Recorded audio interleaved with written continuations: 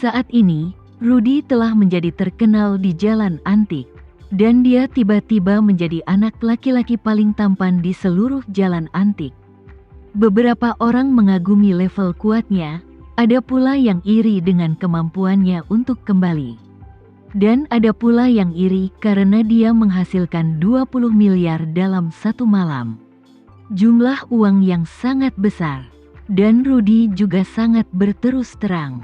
Begitu berita tentang 20 miliar menyebar, dia menghubungi Jakarta Charity Foundation dan menyumbangkan 10 miliar atas namanya sendiri. Dan itu adalah transfer langsung tanpa kecerobohan apapun. Alasan utama Rudy ingin mendonasikan 10 miliar adalah untuk berusaha mengurangi dan memperlambat rasa iri dan dengki masyarakat terhadap dirinya. Kekayaan seseorang yang mendadak pasti akan membuat banyak orang merasa tidak nyaman. Tapi jika separuh dari uang yang diperoleh tiba-tiba hilang, banyak orang yang merasa tidak nyaman secara alami akan merasa jauh lebih baik. Chandra Haris awalnya merasa sangat tertekan ketika berpikir untuk menyumbangkan 300 juta.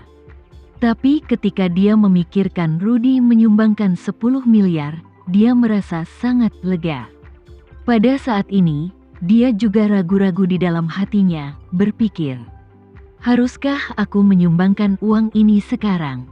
Atau menunggu sampai aku bertemu Rudy dan memastikan dia memaafkanku sebelum menyumbang? Memikirkan hal ini, dia berpikir, jika aku menyumbang sekarang, mungkin dia akan berpikir bahwa aku cukup tulus. Saat ini, lebih baik tidak mempermalukan diri sendiri dan berdonasi dulu. Setidaknya itu bisa menunjukkan sikapku. Meski Rudy harus memanggil polisi, aku pasti sudah menyumbangkan uangnya ketika polisi datang mencariku.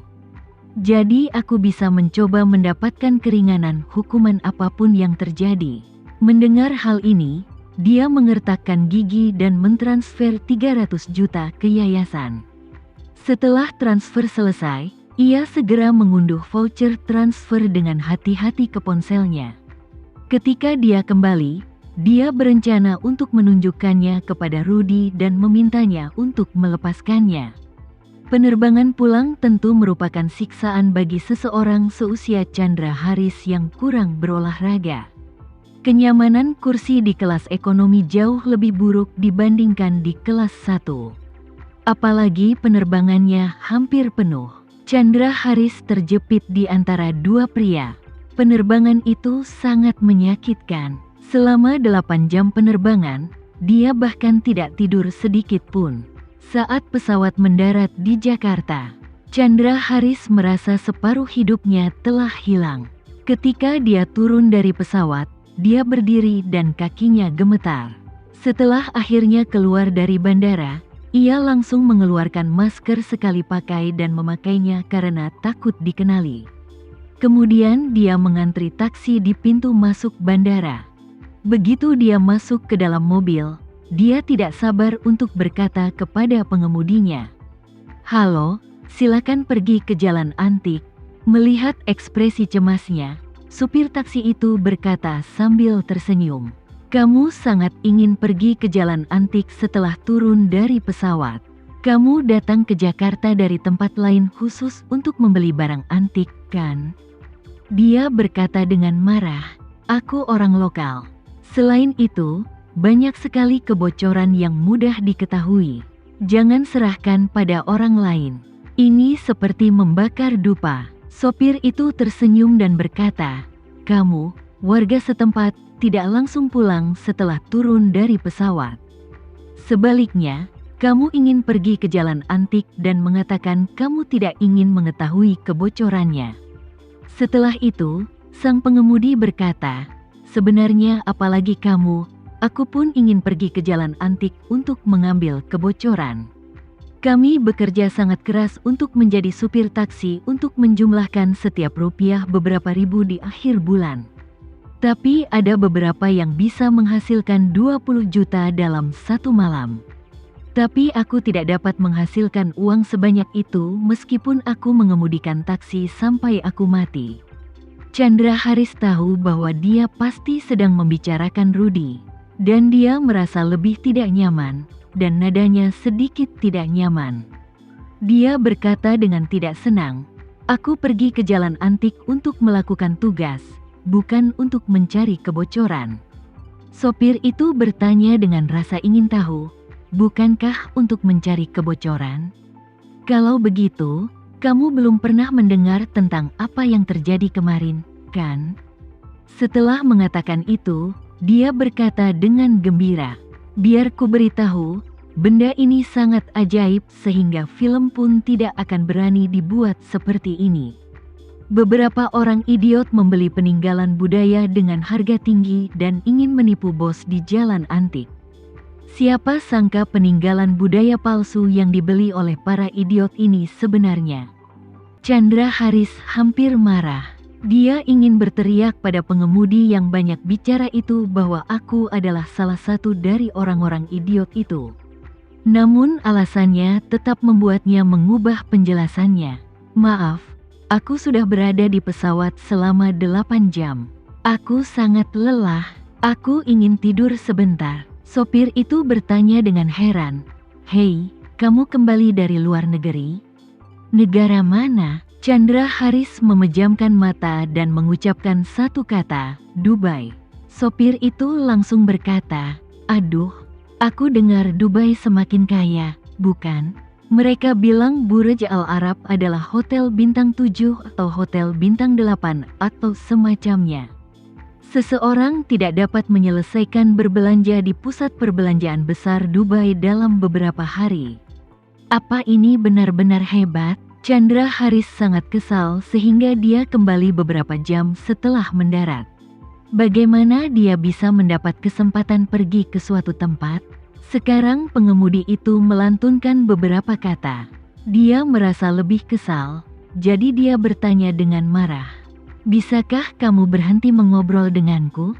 Sopir taksi berkata dengan marah, "Jika aku tidak ngobrol dengan pelanggan, mengapa aku mengemudikan taksi? Lagi pula, kenapa kamu naik taksi dan tidak ngobrol dengan supirnya?" Chandra Haris membuka matanya dan bertanya dengan marah, "Ku bilang aku lelah dan ingin tidur sebentar. Apa kamu masih harus berbicara denganku?" Sopir itu bergumam dengan kecewa, "Aku tidak perlu mengatakannya, jadi aku tidak akan memberitahu kamu jika kamu ingin istirahat." "Benar, kan? Lagi pula, perusahaan mengatakan selama pelatihan bahwa dalam bisnis kami, pelanggan adalah yang utama.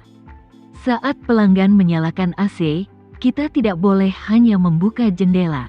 Kalau pelanggan membiarkan kami lewat jalan tol, kami tidak boleh lewat jalan tol."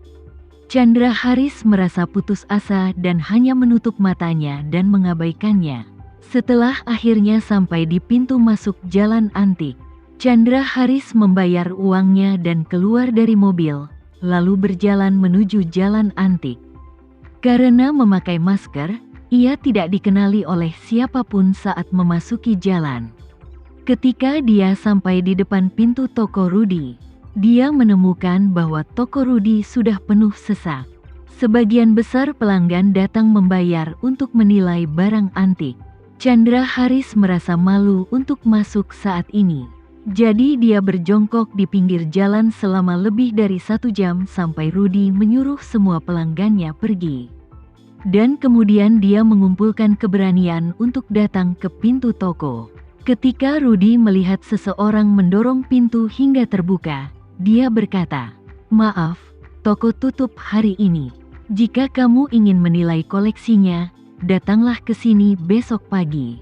Hanya 80 token angka yang akan dirilis." Chandra Haris merunduk.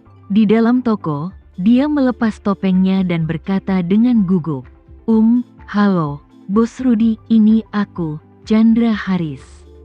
Rudy mengangkat kepalanya dan menatap Chandra Haris. Dia tertegun pada awalnya, lalu bertanya dengan berpura-pura penasaran, "Tuan Haris, apa yang kamu lakukan di sini? Kamu ingin mengambilnya kembali, bukan?" "Tidak, tidak." Chandra Haris melambaikan tangannya dengan cepat dan berkata, "Bagaimana aku bisa meminta kamu untuk mengambil kembali? Aku bergegas kembali dari Dubai untuk meminta maaf kepada kamu. Meminta maaf? Rudy tersenyum tipis dan bertanya langsung. Tuan Haris kembali karena pernyataan Alvin, kan? Dia tidak punya keberanian untuk menyangkalnya. Jadi dia mengangguk dan berkata, "Iya." Rudy berkata dengan tenang, "Aku mendapat manfaat dari masalah ini pada akhirnya, jadi tidak perlu meminta maaf."